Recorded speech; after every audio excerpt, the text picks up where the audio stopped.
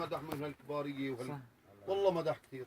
اتكال على الله. بزاد الصبح بكره ان شاء الله تعالى تاخذ الاثنين على المخفر، بيجي انا اذا بدك ناخذهم نساوي الاقوال، بنساوي جلسه اولى وان شاء الله خالصين باذن الله. خير ان شاء الله. يعني قرايبنا الحمد لله في موضوع المعلم ابو شوقي بيعرفه يا مختار، بجوز انت مع احترامي الك يعني شوي بجوز ما عندك اطلاع عنه. نحن يا شباب عندنا ضبط المشاجره غير ضبط السرقه غير ضبط القتل غير ضبط الاغتصاب غير هالامور هيدي.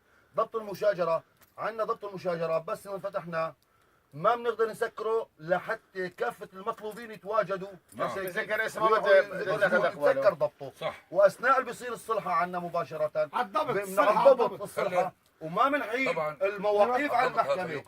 لا بنحيل الضبط الضبط الامر القاضي. خيو الانسان بنروح بسيارتنا نحن بناخذ ضبطنا وبنطلع على القاضي بنقول له خيش مشاجره جماعيه وحلت وهذا اسقاط حق الطرفين. يعني عندنا توجيه بالقياده هذا ان سبيل الجميع. اي مشاجره بحضور الوجهاء بحضور اهل الخير شرواكم ينصلح الضبط بحضورهم على الضبط ما بنحيل المواقيف. يعني محلول ان شاء الله. ان شاء الله ان شاء الله محلول ان شاء الله. وهلا بيديروا منكم لعندهم بدك تجيبهم لهون بجيبهم. انا بوجهها الطيبه هي يشهد الله على مسؤوليتي يشهد الله. ايه بس نحن على مسؤوليتي كل يا الطلبه عمي زي ما نحن بدنا نضمن الراي العام بالقريه كمان، بدنا نهدي الناس يا شباب. الله الله الله الله اساله شلون هدت النفوس عن انه كلام فيصل كلام محمد كلام الكل لانه فارت العالم كلها في الضيعه انه هذا ينضرب. الله اكبر قابت البنت البيت يا رجل قلنا له صار بده يصير غلط فقلنا له مختار بعد اذنك خوفا عليه انه ولد منهم يغلط مع المختار بهالسن هذا. اتكال على الله اتكال على الله توكلنا على الله. هدت النفوس شوي.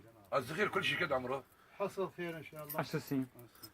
يا 10 سنين طلع لي يا خديجه على امه. لك والله بطالعه قسما بالله كله هو 10 سنين على رقبتي ها.